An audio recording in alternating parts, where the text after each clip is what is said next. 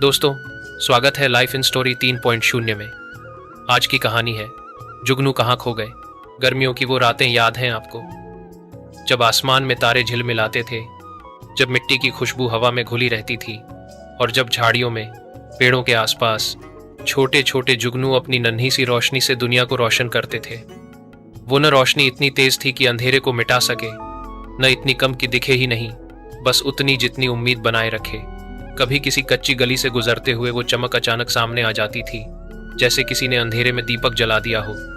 बच्चे खिलखिला उठते थे, कोई पकड़ने की कोशिश करता तो कोई हाथों की हथेली बनाकर उसमें उसे कैद करने की। लेकिन जुगनू कभी किसी के हाथ में नहीं टिकता था। वो आज़ादी का प्रतीक था, उम्मीद का भी और शायद बचपन का भी। पर आज जब कोई बच्चा अपने मोबाइल की टॉर्च जलाता है तो वो पूछता है, पापा जुगनू कैसे होते हैं? और पिता बस मुस्कुरा देते हैं। उन्हें नहीं पता क्या कहें, क्योंकि जुगनू अब बस यादों में रह गए हैं। गांव के एक छोर पर एक बूढ़ा आदमी बैठा था, रामू काका। चेहरे पर झुर्रियां, आंखों में धूप, छांव का अनुभव और होंठों पर एक हल्की मुस्कान। वो अक्सर शाम को अपने बरामदे में बैठकर पुरानी बातें करते रहते। उनके पास बच्चों का झुंड इकट्ठा होता, जो उनसे अजीब अजीब सवाल पूछा करते थे। एक दिन छोटा चिराग पूछ बैठा, काका जुगनू कहाँ गए? रामू काका ने अपनी लकड़ी की छड़ी एक ओर रखी और गहरी सांस ली। बोले, बेटा जुगनू चले नहीं गए, हम उन्हें भूल गए। बच्चे चौंक गए। मतलब? काका बोले, जब हम छोटे थे तो खेतों में, पेड़ों के नीचे, तालाब के किनारे हर जगह जुगनू होते थे। रात को जब बिजली नहीं आती थी तब हम लोग छत पर लेटकर जुगनुओं की रोशनी देखते थे।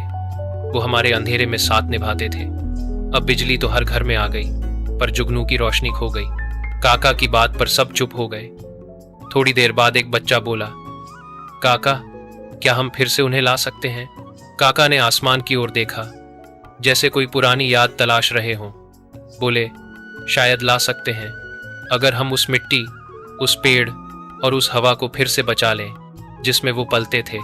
रात गहरी हो चुकी थी, आसमान में तारे झिलमिला रहे थे, पर जमीन पर कोई जुगनू नहीं था। हवा में वही ठंडक थी, पर उसमें मिट्टी की वो पुरानी खुशबू नहीं थी। अब खेतों की जगह प्लॉट थे, पेड़ों की जगह दीवारें और मिट्टी की जगह कंक्रीट। अगले दिन चिराग ने अपने दोस्तों के साथ एक योजना बनाई।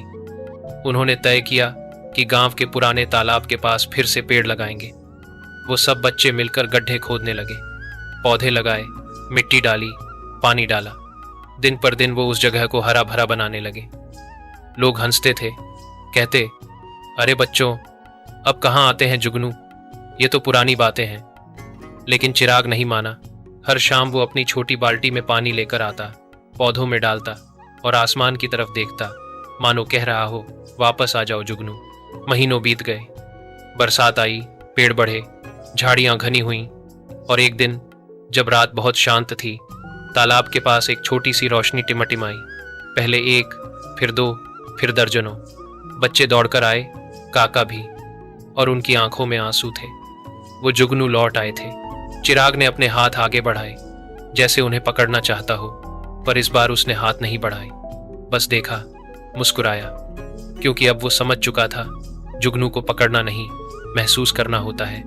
रामू काका ने कहा, देखा बेटा, जुगनू तभी लौटते हैं जब इंसान फिर से प्रकृति से जुड़ता है। हमने उनका घर छीन लिया था, अब हमने उन्हें फिर से घर दिया। वो रात गांव के लिए किसी त्योहार से कम नहीं थी। चारों ओर बच्चों की हंसी, मिट्टी की महक और जुगनू की रोशनी, और आसमान में तारे जैसे मुस्कुरा रहे थे। शायद उन्हें भी खुशी थी कि इंसान ने फिर से प्रकृति से दोस्ती कर ली। वक्त गुजरता गया, लेकिन उस रात की कहानी आज भी गांव में सुनाई जाती है, जब बच्चों ने जुगनू वापस लाए। अब हर साल बरसात के मौसम में वो जगह चमक उठती है। लोग वहां पेड़ लगाने जाते हैं और हर बच्चा अपने नाम का एक पौधा लगाता है। और जब रात होती है तो हर पौधे के आसपास एक जुगनू टिमटिमाता है, जैसे प्रकृति कह रही हो, धन्यवाद। दोस्तों, जुगनू सिर्फ एक कीड़ा नहीं है, वो उम्मीद की एक चिंगारी है, जो हमें याद दिलाती है कि अंधेरे में भी रोशनी संभव है। लेकिन वो रोशनी तभी लौटेगी जब हम प्रकृति से अपनी दूरी मिटाएंगे, जब हम फिर से मिट्टी को महसूस करेंगे, पेड़ लगाएंगे और आसमान को देखना नहीं भूलेंगे।